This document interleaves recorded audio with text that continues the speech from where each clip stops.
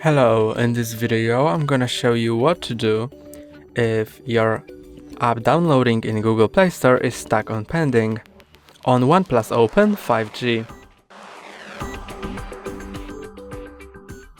To fix this issue, first go to Settings of Google Play Store.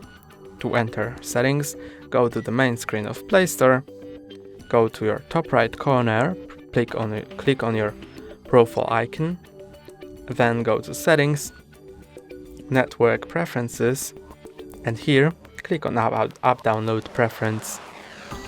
If it's set to over Wi-Fi only, this might mean that you're trying to download an app with your mobile data and that's why it's stuck on pending. To change this, click on over any network. Now your apps will be downloaded on Wi-Fi as well as on mobile data. Let's check if this helped.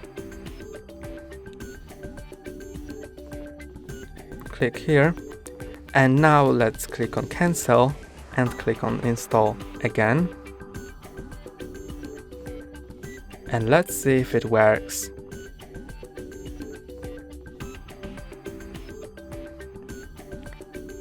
If your mobile data connection is bad, you might need to wait a little bit longer, but you can see it has started downloading.